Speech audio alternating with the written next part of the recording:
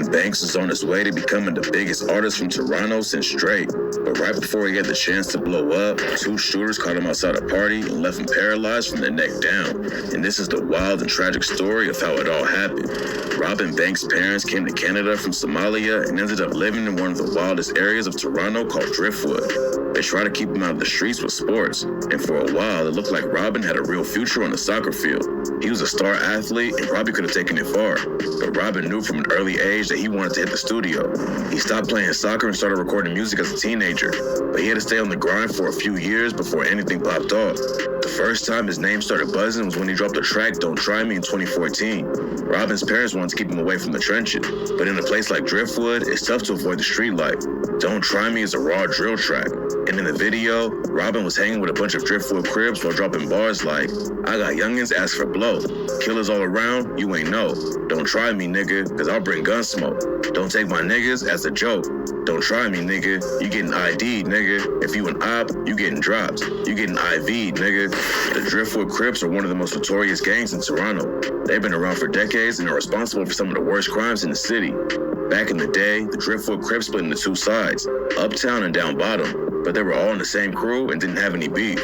Then dudes from Down Bottom started beefing with another Crips set, so they decided to become Bloods instead.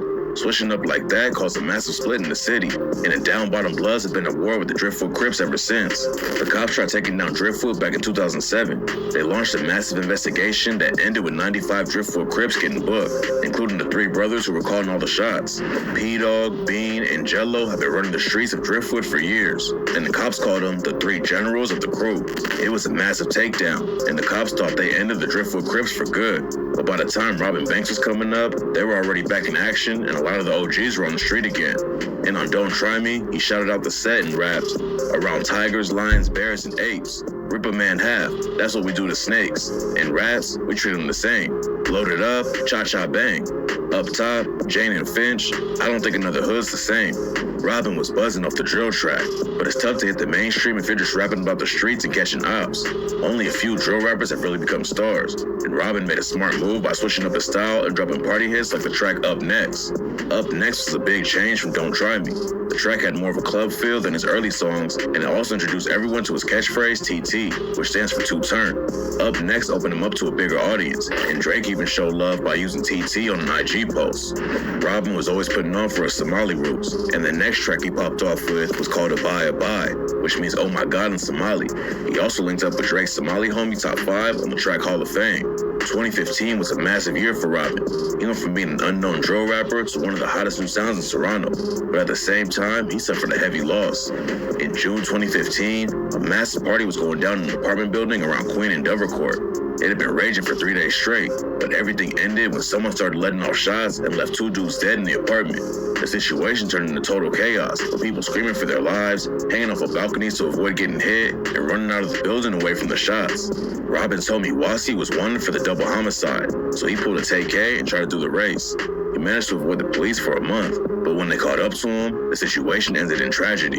According to reports, around 20 cops rolled up on Wasi while he was sitting in his car.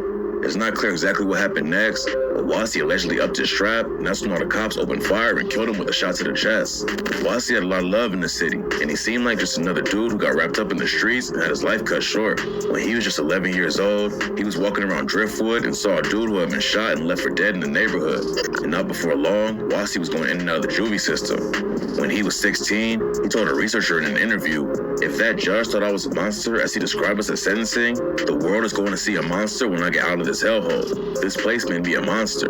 Wasi's mom said he couldn't get out of the trenches because he couldn't get back into school or into any of the services that help troubled kids reintegrate into society. Since he couldn't get the help he needed, Wasi went deeper into the streets, and it tragically cost him and two other people their lives.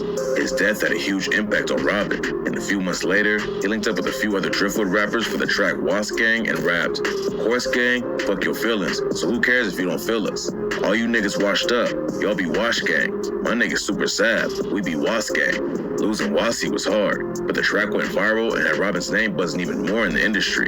And in 2016, he took it even further when he dropped the track Priceless and racked up millions of streams.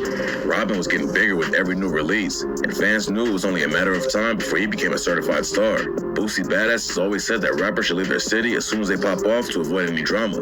But unfortunately, Robin stuck around Toronto, and what happened next changed his life forever. In 2017, Robin went to a friend's birthday party at a club called Cameo Lounge. He planned to just pop up for an hour and dip, but he hung around for a while and stepped outside for a smoke break.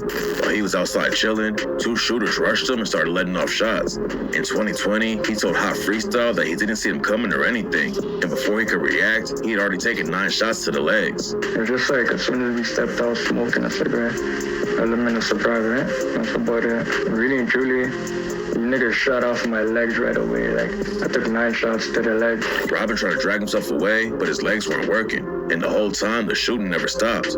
He got hit a few more times, and the last shot went to his neck and hit his spinal cord. The shooters were 2 Jamestown Crip affiliates named Nicholas Roden and Rashawn Anderson.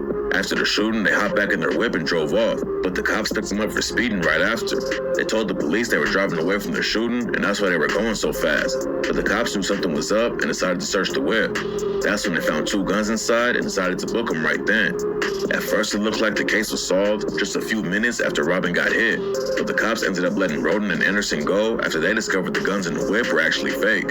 After Roden and Anderson were free, the cops didn't have any other suspects. But once they looked at security footage from the night Robin was shot, they realized they had the right dudes the whole time. The shooters were caught running up and letting off shots, then speeding away in the whip they got pulled over in. The cops put out a warrant to bring him back in, and Anderson decided to give himself up. Roden did the race and tried to escape, but it didn't take long for the cops to grab him too. When the news first broke about Robin Banks' shooting, rumors were flying that he didn't make it out alive. Luckily, he managed to survive, but he's still dealing with it today. The bullet that hit his neck and spinal cord left him completely paralyzed from the neck down. Robin spent 2 months in the hospital recovering and learning how to walk again, and after a couple of weeks, he learned how serious the injuries really were.